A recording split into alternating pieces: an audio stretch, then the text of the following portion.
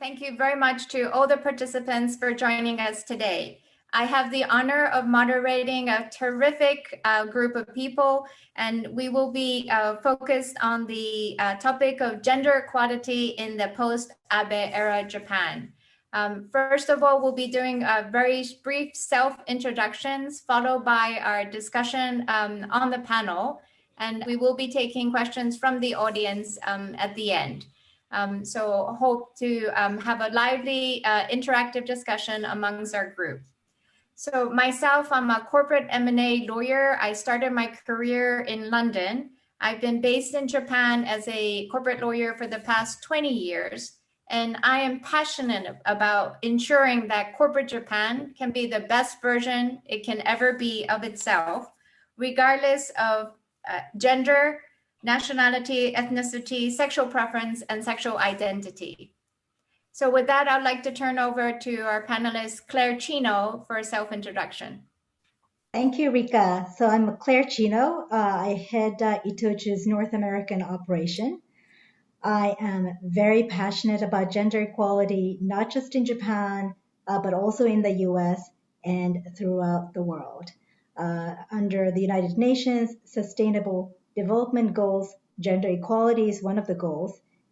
And now self-introduction by Shinya Wako, please. Thank you, Rika. I am Shinya Wako. I'm working for AFS Corporation, which is the bank holding company of Aeon Group. I was introduced previously. I spent nearly 20 years in the United States and in United Kingdom, where I learned a lot. And currently, Aeon's purpose is how to create a shared value with the society. From that point of view, gender equality is quite important agenda for us as well. So I'm quite looking forward to doing good discussions about this very hot topic. Thank you. Now, Royanne Doi, self-introduction, please. Hello, my name is Royanne Doi. I was born and raised in Hawaii, and I am an American of Japanese ancestry, fourth generation American of Japanese ancestry. But I've lived in Japan since 1994. So I've actually lived in Japan longer than I lived anywhere else. I am a corporate governance specialist, and I'm passionate about women's economic empowerment from microfinance to board positions. And I'm also passionate about the intersection between neuroscience and ethical behavior. I'm happy to be serving on the panel. Thank you. Thank you all very much for the self-introductions. So we'll first like to kick off with Claire introducing and setting the scene as to what was happening within Prime Minister Abe's reign. Where did we get to, where we still need to go, and how the future looks like, and what is happening in the new administration of Prime Minister Suga as well. So over to you, Claire. Thank you, Rika. So let me share my screen. So first of all, what is really Abenomics? And this is something that came into existence in 2013. Under Abenomics, there are three arrows: the monetary policy, the fiscal policy, and the structural reform. So the third arrow of Abenomics is structural reform. And one of the key components of Abenomics and the structural reform is womenomics, or was womenomics. Womenomics definitely had certain very measurable goals. It had 8 components, and I think Royanne will be talking about many of them. But I just wanted to touch upon 3 of the key components of womenomics. One is women's advancement and participation in the workforce. Number 2 is promotion of women in the private sector. And third is recruitment and promotion of women in government. So the good news is that when it comes to the female workforce participation, what was 68% in 2012 became 73% by 2020. So that was the goal set, and that goal was met. I actually put a little star next to by 2020 because, Tom mentioned in the opening that there's going to be a program on women and COVID tomorrow by the Age of Society. I think, women have definitely been affected by COVID. And I think, there's a lot to be said about the recent effect of COVID on women. So since, 2012 to 2020, we see this increase. But I think we also need to be doing a deep dive on what the COVID had on women's participation in the workforce during COVID. The second thing is, the good news is there's now been a reporting requirement for large companies on how they're faring in terms of the number or percentage of women they have at the executive level, so at the leadership level.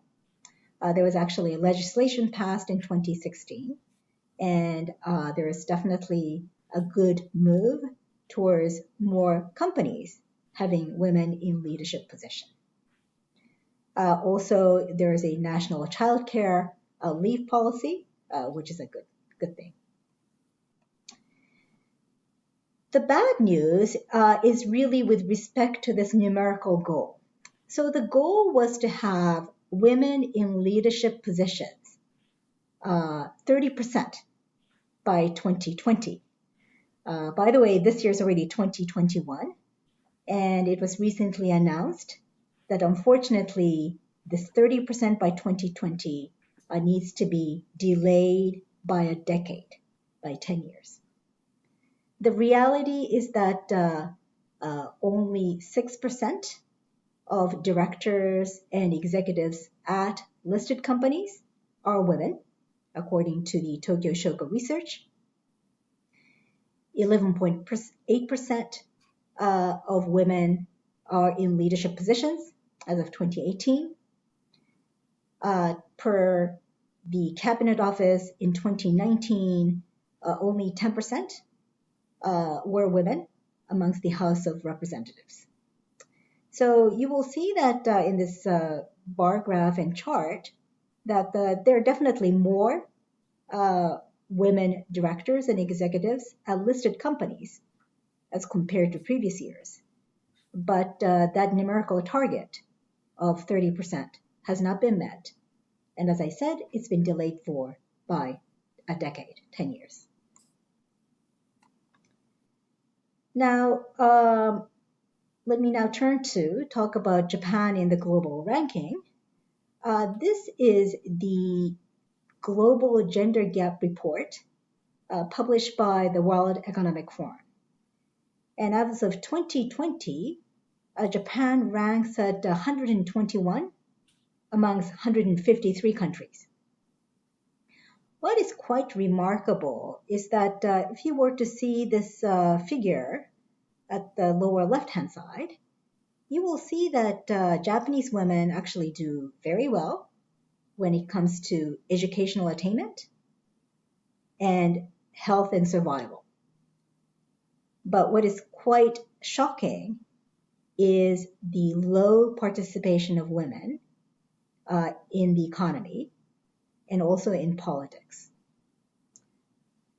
And by the way, I talked about how this is an important issue for not only for Japan, but also for the US. The US actually ranks in the 50s too. And the US figure looks very similar. Again, in the US, women actually do pretty well in the education and health segments. But when it comes to economic participation and political empowerment, that also lags behind. Japan has also been in the global news, unfortunately. So last month, February 4th, there was a Washington Post article with the headline, Tokyo Olympics chief says women talk too much at meetings, and he calls it annoying. Also this month, there was another Washington Post article which talked about the the Tokyo Olympics incident, yet another scandal over sexist comments. And there's been actually much more. So I leave it at this. Abenomics started out in 2013. There's some good news, bad news, but recently, and especially in 2021, surrounding the Olympics, there have been certain comments made by very senior men, which have been in the world news and which are definitely highlighted some of the sexist incidents that are taking place in Japan. So I'll leave it at that. Thank you so much, Claire, for setting the scene for us. I think it's great to know that there is some good news and progress, but at the same time, there does seem to be a ways to go. My personal experience has been graduating from university and working abroad as well as in Japan, that there does seem to be still mindset as well as culture, as well as kind of acceptance within society as to what a female working person can do in Japan. So it's really great to be having this discussion as to where things have been, what things have moved, but what we can do more for the future to execute change as well. So next, I would like to turn to Shinya and pose a question as to how would you assess how far Japanese companies have come in the past 10 years or so as regards gender equality in the workplace? And we'll love to hear from you of any examples of change within your own corporate group and your own experience. Thank you, Rika. Perhaps I should talk of our company or Aeon Group first.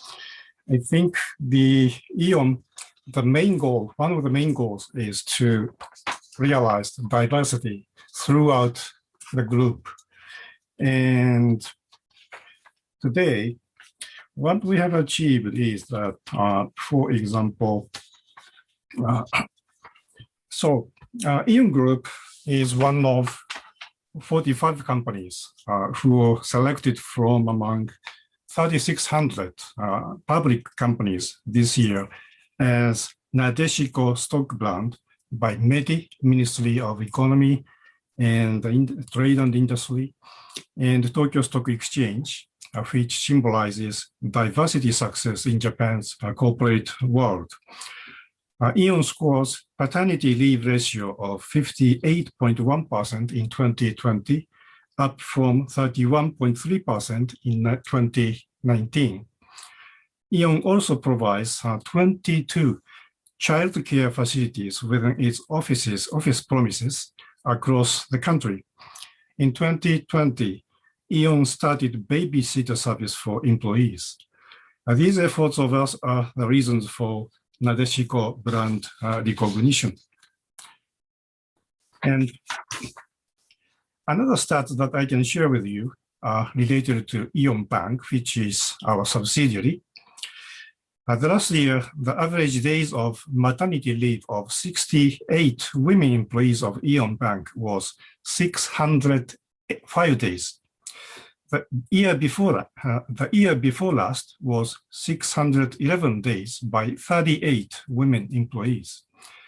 The number of male employees of Aeon Bank who took paternity leave last year was 11, and its average days being 55 days. The year before last was 4 male employees, and the average days was 73 days. We are analyzing those numbers now, but at the moment, we are positive about this as our corporate support seems working. So Aeon looks running a little bit ahead of other corporations. Nonetheless, it is still a challenge for us as our ratio of women employees at managerial position is just 23.8% in Japan versus 49.9% of our overseas subsidiaries. So still we have a lot to do. That's current situation of Aeon. As to the entire corporate world of Japan, I think in the past decades, the improvement has been seeing a lot. I think many CEOs of large corporations obviously addressing these issues. And the number is also improving, which means the executives of those corporations held by women has been increasing. So anyway, Japan is now improving, but still I think there are a lot to be done. Thank you so much, Shinya, for your insights into corporate Japan. I'd like to turn to Royanne and ask her, so what kind of score would you give former Prime Minister Abe for his womenomics policy in terms of a success? Oscar, can I ask you to throw up the slide that I would like to show everyone? I'm going to be a little bit controversial and give him an 88% score. It is, as you saw the numbers earlier presented by Claire, it's not a perfectly rosy picture. However, I would say as a policy, it was a game changer for Prime Minister Abe to announce that women's economic empowerment would be a governmental policy. And so if you look at the 8 things that he wanted to accomplish, his 8 stated goals, female workforce participation surged to 71%. And at the time, these are a little bit old numbers, but surpassing the United States and Europe. So there was more female participation in the workforce than in other countries. He wanted to encourage mothers to return to work. In 2010, it was 38%. By 2020, it was going to hit 55%. In 1999, the 1-year paid maternity leave was made available to both women and men. And by 2014, the government of Japan had 2/3 earnings in the first 6 months of parental leave. It's one of the most generous policies, which is a critical issue for Japan because of the famous low birth rate. We now have more pets registered in Japan than we have children under 15. And I believe last year was the first year that adult diapers have surpassed baby diapers, sales of adult diapers. So it's a critical demographic pressure. Paternity leave for fathers taking paternity leave has jumped from 2.6% to 13% in 2020. There was expanded we heard a lot of anecdotal comments about not having enough childcare, and in 2020 there was 24,000 waitlisted parents waiting to have childcare support. So they plan to have 400,000 spaces, and they surpassed the actual amounts of spaces was surpassed by 130,000, and they still needed more. So the labor reforms were also introduced legislatively, and they mandated equal pay for equal work. Let's talk about that for a second. And 2015 legislation required public and private organizations to disclose their diversity conditions. We call it name and shame. So there are certain companies that have the Nadeshiko brand, and they can be investors can choose to invest in them, and they are given accolades for doing a better job. And then there are others that have to disclose and explain why they're not doing a better job. So if you take a look at it from a government policy perspective, you realize that the goals that had originally been set were that a lot was accomplished. If you had told me in 1994, when I first came to Japan, that things would be better for Japanese women, I would have said absolutely not, never in a million years. And then Womenomics came out, and I became somewhat hopeful because it became not just a nice to have, but a business imperative. The one goal that was missed, absolutely, as mentioned by Claire, was the 30% women's in management by 2020. And I believe now they've postponed it for 10 years, but it's now 40% by 2030, which I think is a reasonable and achievable number to attain. So I would say pretty high scores, especially when you consider the United States doesn't get to rest on its laurels. In the United States, this year, for every dollar that a man gets paid, a woman gets paid 82 cents. And at that rate of increase, it'll be millennials before women make the same amount of money as men. So if you want to just look at womenomics in Japan as a standalone basis, I think that there's a lot more we can be doing. But if you look at it relative to the decades that the US has taken in order to expand women's economic empowerment, Japan has moved very quickly in a very short period of time. And I believe that with the right incentives, particularly the demographic pressures, Japan is going to be able to hit its goals if it wants to. So let me be a little bit controversial and give him an 88% score. Thank you so much, Royanne. That's very good to see that kind of broken down into the policy segments as well. Very interesting to see. Because it's easy to sort of come up with personal experiences and anecdotes and sort of the people that we know around ourselves, but actually to see it from that kind of bird's eye view as to policy-wise what's been achieved and not is great to know. It gives me hope as well. So following on from the question to Royanne, I would like to turn to Claire in terms of the role of the private sector in Japan and how seriously, Claire, you think that corporate Japan is incorporating the issue of gender equality within its own corporate strategies. Thank you, Rika. I actually tend to agree with Royanne. I would give Abe a B plus as well. I guess 88 is a B plus, isn't it? Yeah. So I would give him a B plus as well.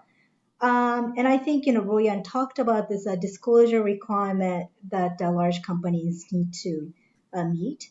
That has definitely moved the needle. I think another important thing to talk about is that it's not just about disclosure, but that's what investors are looking for. So, of course, the world's largest pension fund, which is Japan's GPIF, it's now making investment decisions, based upon whether those companies actually meet certain ESG indices, right? And ESG, of course, on the S part, the social part, incorporates the gender equality aspect as well. So I think it became really meaningful when there was this link between gender, the gender issue, and capital. And of course, as a result of that, Japanese companies are taking this very seriously.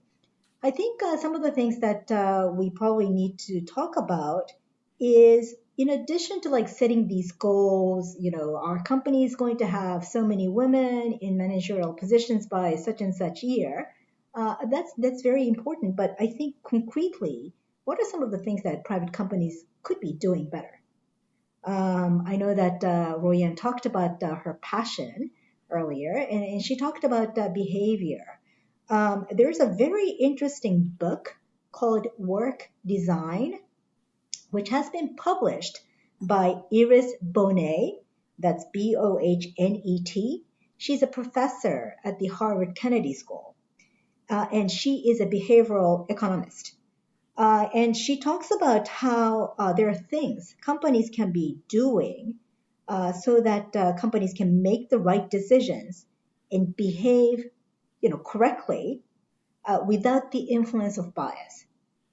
So, for example, she talks about at the recruiting stage to make sure that there aren't any gender biased language used in the recruiting material. For example, if the recruiting material were to say, we're looking for a team player, it's more likely than not that women may want to apply for that position rather than men, and the company may be actually looking for men. So, we have to be very careful about there isn't such a gender bias language in recruiting, and also screening and interview. So in order for us to ensure that we're not gender biased, at least at the initial stage, at the resume base stage, it may be important to have a blind resume review, so you don't know the gender of the applicant. And also to know that we are making every single decision based upon bias. And it seems to indicate that when we are evaluating a candidate, whether for recruitment or for promotion, if you're looking at this person by herself or by himself, we actually do not have any reference point, and therefore our bias may actually creep in filling that gap. So rather, when you're looking at a certain person in consideration of promotion, it's actually better to have this person and another alternative or other alternatives. So you actually are doing a group evaluation, in which case those other two people become the reference point. And it seems like the quality, the real quality of this person comes out, and people are less inclined to make their judgment based upon certain unconscious bias, which I thought was a very interesting thing. So one of the biases is that women are not leaders, right? I think there's definitely that bias. And I think, having more women in leadership positions, that in and of itself, both visually and I think conceptually, does away with this association, the unconscious biased association that we have that women cannot be leaders. I'm actually I wasn't actually thinking about commenting on this, but both Shinya and Royanne talked about this Nadeshiko brand, right? Which are brands put on companies that are doing good things on the gender front. Well, I don't know if you can see my iPhone, but this is Nadeshiko. Nadeshiko is a beautiful pink little flower. And I just thought that was kind of interesting that they decided to pick this flower as a brand for promoting companies that are doing the right things on the gender front. That, to me, may be slightly stereotypical too. So I end my comment there. Thank you, Claire. I was trying to think about the best way to translate Nadeshiko as a word as well. And if I'm not mistaken, I'm sure I'll be corrected if I'm wrong, that I think it means a traditional Japanese female with the values of a traditional Japanese society or role in society. So it's a great, it's a kind of a cute name to, not cute, but like a snappy name to use. And in Japan, we know if you say Nadeshiko, yes, it is a flower, but also it signifies kind of a pure or true Japanese female. But yes, it is interesting that naming has been used. So over to Shinya. So we've been talking about hitting the numbers and meaningful qualitative changes that have happened in the Abe era and where things have moved to. But then they could be two kind of different things that we're talking about here. We think that culture also matters both inside the private sector and the society at large. And so what do you perceive, Shinya, as some of the barriers in both the private sector and at society at large that are still challenges to achieving equalities and better opportunities for women in Japan? Yes, perhaps my comments may be related to Claire's comment, not her own comment, but anyway, expectation of women employees may not be large, but I think this is quite wrong idea. To begin with, I think Japanese executives and officers must understand a simple fact. That is, on this globe, there are same number of men and women. The ratio between men and women is always 1-to-1. There is no scientific evidence to observe intellectual differences between men and women.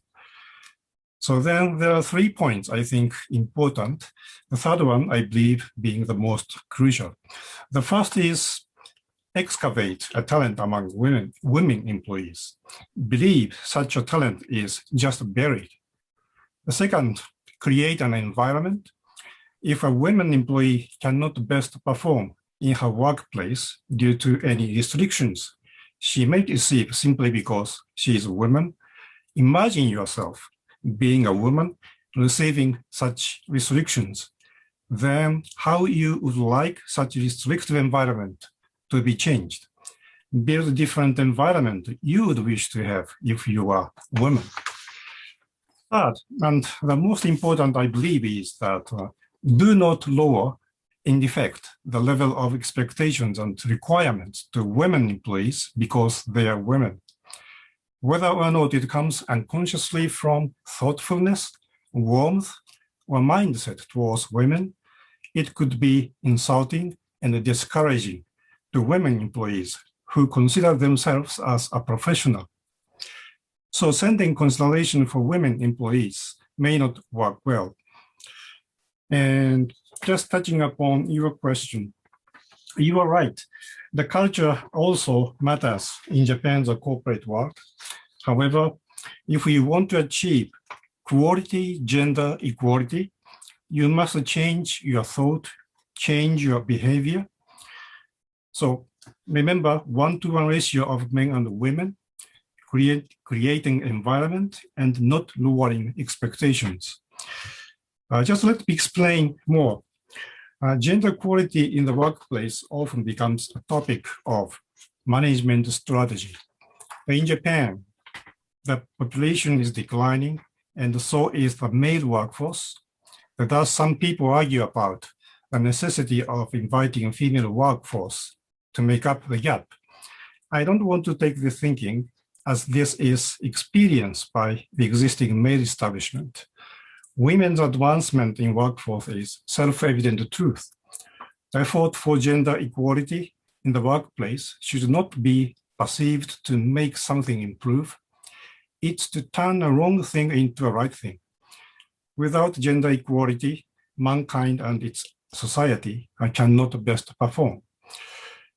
Regarding the third point, let me tell you one episode.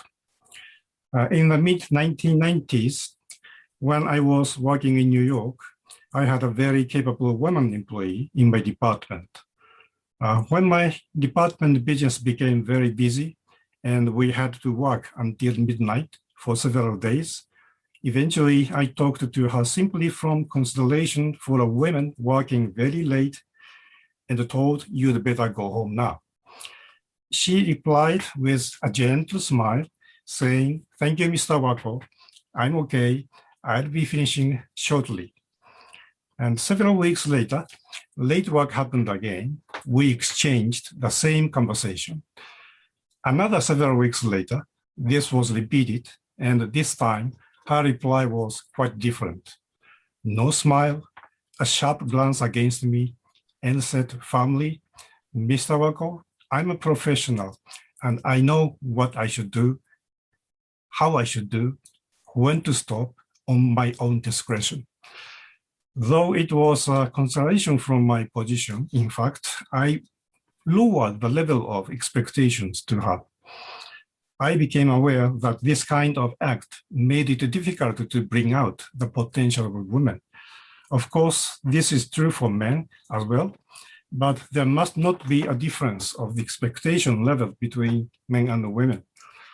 I perceived that lowering the level of expectations is one of the biggest factors that hamper women exhibiting their ability. So since then, I've determined myself not to do that again. So that's the comment from my own experience.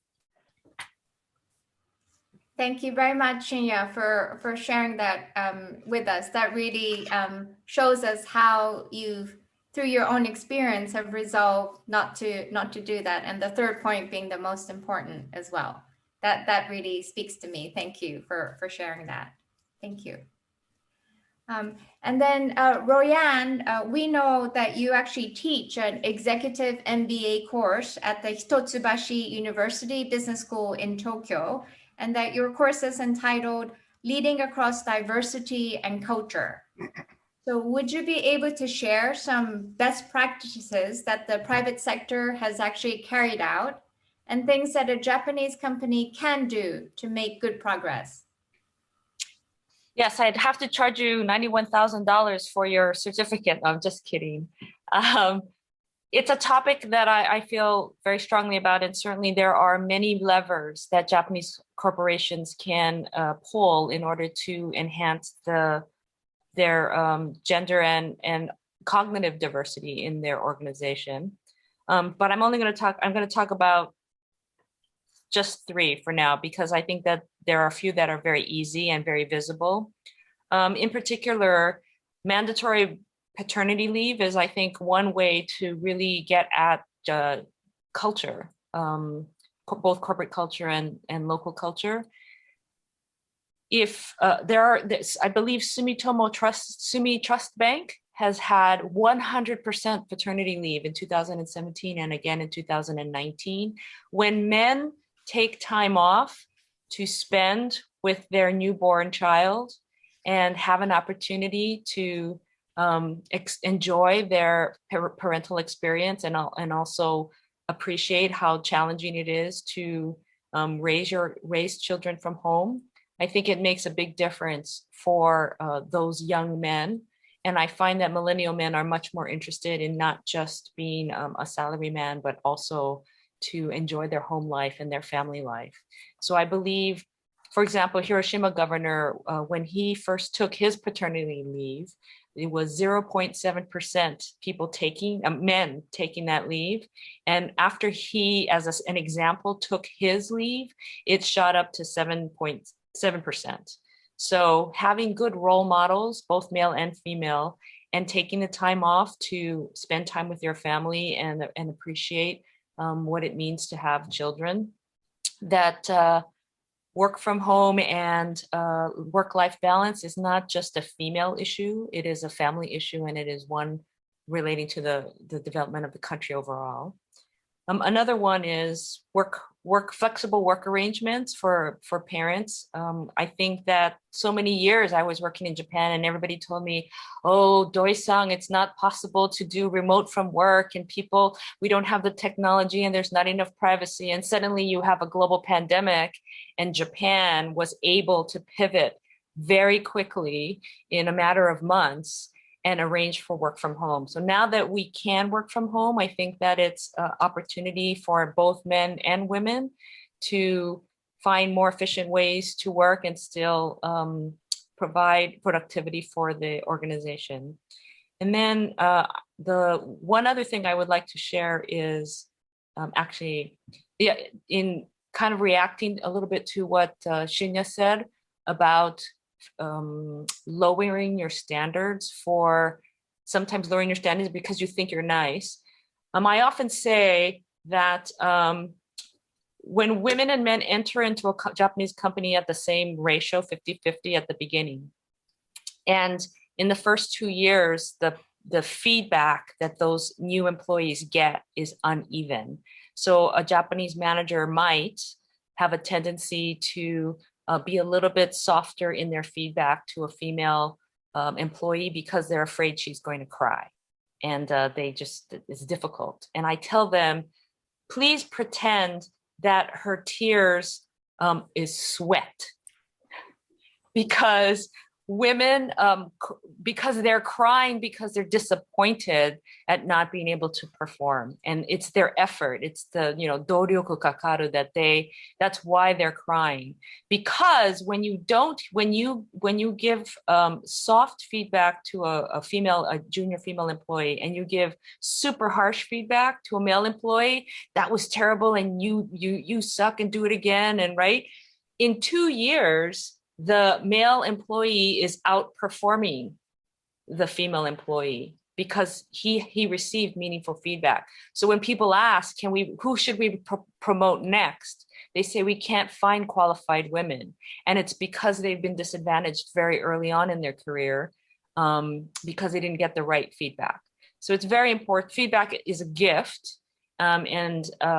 I think that those managers were meant to be nice or meant to be kind, but please give them the same amount of quality feedback that you give to anyone, and that will give them the best chance to prosper in the organization. I think Claire and I have been talking about that kind of development early on in a career makes a huge difference in their ability to be promoted. And then Royanne, I quite agree to you. Yeah, thanks. And then my last personal, it's very controversial, but I would really, really love to see in Japanese organizations, when you have the reception area, that the receptionists are both men and women.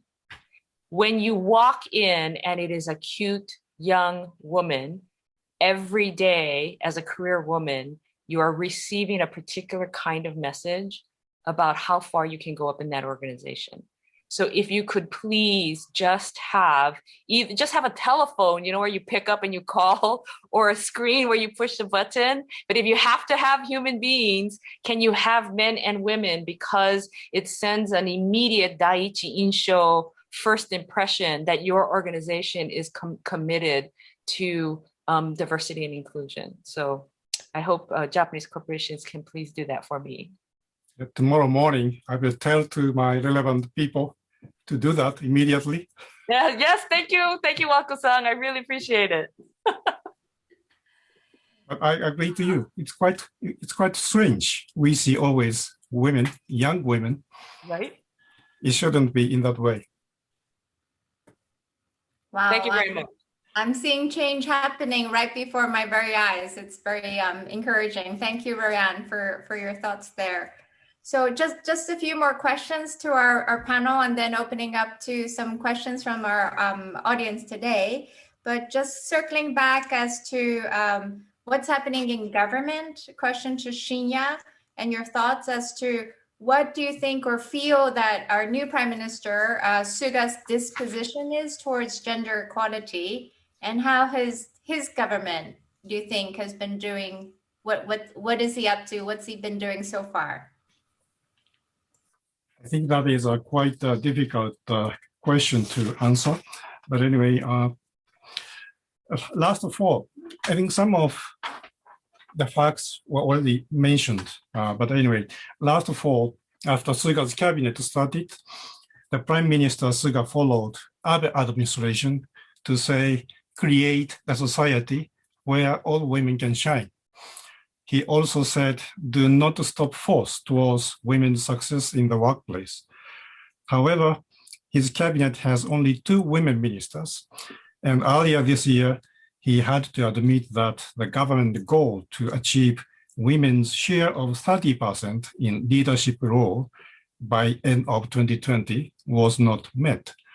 Frankly speaking, Mr. Suga's idea or policy for gender equality is not clear so far to me. But I believe gender equality is certainly Mr. Suga's one of main political agenda.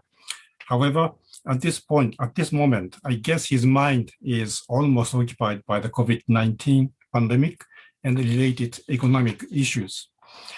So it will require some more time until we see firm policy of Mr. Suga towards gender equality.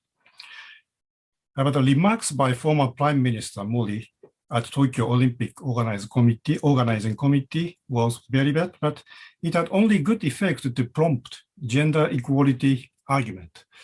So that is my view of the current Suga cabinet. Thank you, Shinya. So I think the last question or discussion point for all our panelists today, and thank you again for joining and for your insights as well. But starting with Claire, I'd like to ask you your recommendation for Japan's future, which we all want to see get better and better and be a great place to work for everyone, and regardless of who you are. What would you be, especially your message to the private sector, which I'd like to ask the other panelists as well. I don't think there's really one solution to eliminating gender bias. So the Chinese characters came to Japan in the 6th century. And I wonder if you know what the character represents, the character of the character of women, and you have 3 women. What does that character represent? It actually is a word for noisy. So if there are 3 women, it's noisy. So, I think in our culture, we have more than 16 centuries of these, how women are seen, right? Whether be it represented in these Chinese characters or Chinese characters otherwise. And so from that perspective, I think what Royanne was saying, that Japan has actually come a pretty long way during Abenomics and womenomics, is really true. I really would like that the private sector continues to work on many of these very concrete strategies, the ones that I mentioned included, so that Japan, together with the US, can actually be a leader on the gender equality front. I'm very much hopeful that this upcoming meeting between President Biden and Prime Minister Suga will include gender equality as one of the agendas. And I also hope that the delegation, the Japanese delegation to Washington, I think maybe 50 or so people, maybe fewer, that will include a significant number of women. But we will see. Thank you, Claire. I'll also like to turn to Shinya for your thoughts, recommendations for Japan for its future. Okay. First, I agree to Claire's comment that there's no single solution to this important agenda. From a corporate management point of view, I think corporations should prepare the environment where women can concentrate on the work. So just like Aeon does, providing child care facilities within the office premises, babysitter services, all other things will free women from miscellaneous things, day-to-day things, and may enable them to concentrate on the work. From an employee's point of view, or senior officer's point of view, just as I mentioned, I think those senior people should understand that there's a talent in his team. So how to excavate those talent is very, very important. It doesn't a question, it's truth. So if you don't find a talent in your women team, then you are not doing your job. Just find it. That's my message to senior officers in all Japanese corporations. Great, thank you. And Royanne, the same question to you for Japan's future. How can we shape and make it happen? Well, let me just amplify. I really agree with what Shinya said. If you take half of the talent pool and you put them off to the side, you are not getting the best people and you're not doing your job.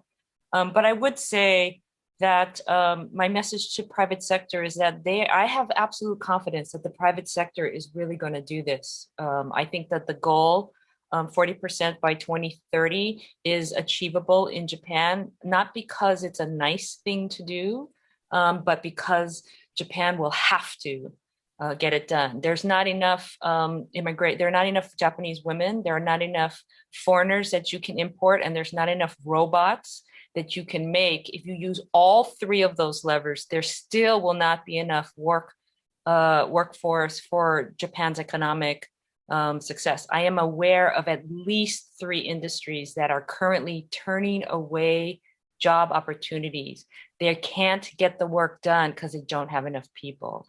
And so it's no longer a social issue and a nice to have, it's business survival. And Japanese private corporations know that much more than even the government. And they are on it, and they're looking at it, and they're studying it, and they're definitely going to get it done with the same speed that they have done in the last 10 years. And it'll be faster, and I'm highly hopeful that they'll get it done by 2030. Now I understand what I should do. Yeah. Yay. Thank you for that. So then we do have just a few minutes for questions, which have been coming in from the audience as well. And actually, it's a great follow-on to what Royanne's latest remarks were. But the question was actually, why do we think, or as a group, or the panelists in the group think that the 40% women in leadership positions by 2030, delayed by 10 years, but still only 10 years to go, how do we think that's achievable and realistic? So I think, Royanne, you kind of answered that, but if anybody else would like to comment on their feel, the pulse for where we are. Okay, then I would have a comment. I think the goal, once it is set, it must be the goal to achieve. So whether or not external environment can justify such a goal, it's not a matter of it's not a matter. I think once the managers or CEO set a goal, until CEO achieve that goal, he is not doing his job, or she is not doing her job. So if 40% is already set, then that is really the responsibility of the person who set that. So we have to closely watch how he does, how she does. And in case of me, I say something, then I will be traced day by day how I am doing to achieve that goal. So that's my comment. So likelihood, I don't think to discuss about likelihood is something we should do. Simply set the goal and create a plan to achieve it, and just run. I also think that the importance of ESG, the rising importance of ESG, is definitely a plus for Japan. As I mentioned before, many of the investors are really looking to whether to invest in a company or not based upon the company's ESG policy, which includes gender equality. So that global movement is in the right direction as well. And I think that will definitely push this agenda forward. Yeah, I have two numbers to amplify what Claire said. There's $7 trillion available for ESG investments because of the huge appetite. And there are they call it the third billion. So there are 1 billion women customers available entering into the economy, the world economy. So if you consider China having 1 billion customers or India having 1 billion customers, and you are a Japanese corporation trying to make a business strategy for growth, and you're trying to break into a particular market, 1 billion female customers is as easy to get into versus choosing a country like China or India. You have to, you really have to understand the culture and the customers.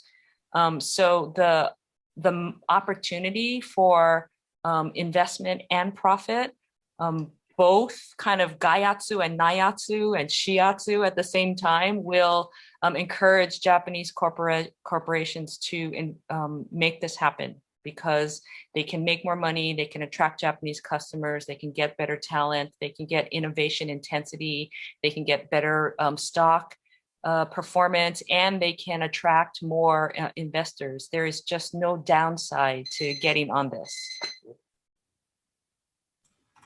Thank you. So that was our question from the audience, which kind of followed on from everybody's remarks as well. But I'm afraid we have come to the hour on the dot. And we really are grateful for the audience for their interest and participation in joining us today. And a huge thank you to Asia Society, who has brought together our group. I think as a group, we are all committed to seeing change and further change. And as Shinya said, if we've set the goal for 40% by 2030, then we're going to be, sweating it out and making sure in our own patch that it's going to happen. And so we won't be getting together in 10 years down the line and saying, oh, we just missed it, or we tried our best, but Shogunaya wasn't met. It is going to be done. So with that, we hope that will attract more talent to Japan in the future.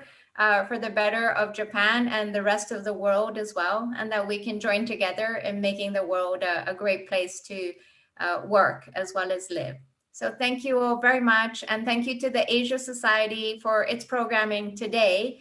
As we understand it, we know that there's more programming on gender equality, and it will also be featured in the Asia 21 Young Global Leaders Summit hosted by the Asia Society Japan Center in December this year as well. So thank you all very much, and hope to see you again soon on a virtual program. Thank you, Rika. Thank you, Royanne. Thank you, Claire. Thank you. Thank you all.